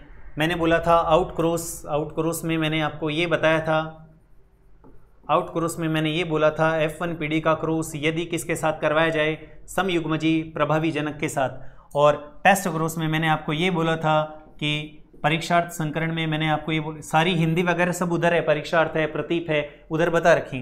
टेस्ट क्रॉस में मैंने आपको बोला था कि F1PD का क्रॉस समयुग्मजी अप्रभावी जनक के साथ करवाया जाता है। तो आपको बैक क्रॉस क्या होगा, टेस्ट क्रॉस क्या होगा, प्रत्येक टेस्ट क्रॉस बैक क्रॉस होता है, लेकिन प्रत्येक बैक क्रॉस टेस्ट क्रॉस नहीं होता। ऐसी बातें हम कर चुके हैं। क्लियर है, तो हमें सिर्फ इसका वो निकालना है, क्या जीनोटाइप वगैरह निकालना है। तो हम देख लेते हैं नेक्स्ट। देखिए, हम किसको देखते हैं, बैक क्रॉस को देखते हैं। सबसे पहले देखिए, इधर ये F1PD है और F1PD में क्या होगा, कैपिटल T और स्मॉल t। इसका क्रॉस किसके साथ करवाएंगे, इसके साथ करवाएंगे। आपको परिणाम में क्या प्राप्त होंगे, गैमेट्स आप निकाल सकते हैं, बना सकते हैं खुद। ये गैमेट्स बनेंगे आपके पास, इसमें भी ये गैमेट्स बनेंगे। क्लियर है, गैमेट्स बनेंगे तो क्रॉस करवा देंगे। ये लीजिए क्या आया, capital T capital T capital T capital T, ये आया कैपिटल टी स्मॉल टी, और ये क्या आया, कैपिटल टी स्मॉल टी। क्या आया, 100% लंबे, 100% लंबे। ये क्या है, ये इसका क्या है, फिनोटाइप। ये क्या है बच्चों, फिनोटाइप। नेक्स्ट 50% शुद्ध लंबे। देखिए ये 50% शुद्ध लंबे हैं और ये अशुद्ध लंबे हैं। क्लियर है, 50% शुद्ध लंबे और 50% अशुद्ध लंबे, 50% अशुद्ध लंबे। ये बच्चों क्या है, इसका जीनोटाइप। क्या है, जीनोटाइप। किसका बात की है हमने, मैंने डेफिनेशन पहले इसीलिए रिपीट करवाई है। ये क्या है, बैक क्रॉस है, इसे आउट क्रॉस भी बोल सकते हैं। क्या अनुपात आया, 1:1। क्या आया बच्चों, 1:1, 1:1। याद रखिएगा ये प्रश्न पूछने लायक हैं और कई एग्जाम्स में पूछे जा चुके हैं। दूसरा देखते हैं, दूसरा आता है हमारे पास कैपिटल टी स्मॉल टी का क्रॉस किससे करवाते हैं, समयुग्मजी अप्रभावी जनक से। मतलब ये क्या है, ये टेस्ट क्रॉस भी बोल सकता हूँ मैं इसको और बैक क्रॉस भी बोल सकता हूँ, वो आप अपने मुताबिक सेट कर सकते हैं। 2 बार समझा दिया है। देखिए क्या होगा, युग्मक वो ही बनेंगे, कैपिटल टी स्मॉल टी, 2 युग्मक बनेंगे, स्मॉल टी क्रॉस करवाया, ये कैपिटल टी स्मॉल टी। क्या आया, कैपिटल टी स्मॉल टी। क्या आया, स्मॉल टी। क्या आया, स्मॉल टी। मतलब क्या आया, अगर हम देखते हैं फिनोटाइप क्या आएगा, 50% लंबे और 50% बोने। क्या, 50% लंबे फिनोटाइप है इसलिए शुद्ध अशुद्ध कुछ नहीं लिखा जाएगा, और 50% बोने। क्लियर है, यानी कि फिनोटाइप आ गया क्या, 1:1। देखिए अब जीनोटाइप देखते हैं हम, तो हमें क्या, 50% संकर लंबे या अशुद्ध लंबे, एक ही बात है, याद रखिएगा। और दूसरा देखते हैं 50% शुद्ध बोने, यानी कि इन शॉर्ट में कहूँ 1:1। जीनोटाइप क्या आ गया, 1:1, यानी कि इसका फिनो और जीनो दोनों क्या आता है, 1:1। ये प्रश्न कई बार पूछे जा चुके हैं, इसलिए मैंने आपको बताया कि इनको ध्यान रखिएगा कि क्या आते हैं। एक बार फिर से बता दूं कि ये क्या है, बैक क्रॉस है। ये क्या है, बैक क्रॉस है। बैक क्रॉस में मतलब समयुग्मजी प्रभावी जनक क्रॉस करवाया, ये आपके सामने है। इसका क्रॉस इससे करवाएंगे, दोनों में ये आएगा। सारे के सारे लंबे हैं, ऑल टॉल प्लांट्स हैं, 100% लंबे हैं। फिनोटाइप है, शुद्ध अशुद्ध नहीं लिखेंगे, और वो निकालते हैं क्या, जीनोटाइप। तो 1:1, 50% लंबे और वो 50% शुद्ध लंबे और 50% अशुद्ध लंबे, 1:1। ये देखते हैं, ये बैक क्रॉस का भी एग्जाम्पल है और टेस्ट क्रॉस का भी एग्जाम्पल है। क्लियर है, इसमें दोनों गैमेट बनते हैं। इसमें क्या करवाया, कैपिटल टी को दोनों से करवाया, capital T small T, capital T small T, और इधर स्मॉल टी। क्या आया, ये कैसे हैं, लंबे, और ये कैसे हैं, बोने। तो 50% लंबे, 50% बोने, 1:1। जीनोटाइप निकालते हैं, अशुद्ध लंबे हैं, शुद्ध बोने हैं। अशुद्ध लंबे यानी कि संकर लंबे और शुद्ध बोने, 1:1। क्या आ गया, जीनोटाइप आ गया। तो देखिए इस प्रकार से हमने मेंडल में जितने भी क्रॉस थे मोस्टली सभी की बात करी। क्लियर है, और ऐसा मेरा अनुमान है, ऐसा मैं अनुमान लगा सकता हूँ कि वीडियो आपके लिए काफ़ी इन्फॉर्मेटिव रहेगा, आपके समझ में आया होगा। फिर भी वे बच्चे जिन्होंने पहले इसके बारे में कभी पढ़ा ही नहीं या उन्हें जेनेटिक्स कभी हार्ड लगती है, तो प्लीज़ वीडियो को रिवाइंड करें, कमेंट सेक्शन में कमेंट ऐड करें। आपकी कोई क्वेरी हो, आपकी कोई समस्या हो, समाधान शीघ्र अतिशीघ्र कर दिया जाएगा। लेकिन प्लीज़ इससे जी मत चुराइएगा, क्योंकि इससे प्रश्न आता है और वो भी न्यूमेरिकल। क्लियर है, आज के लिए इतना ही। Thank you very much. जय हिंद।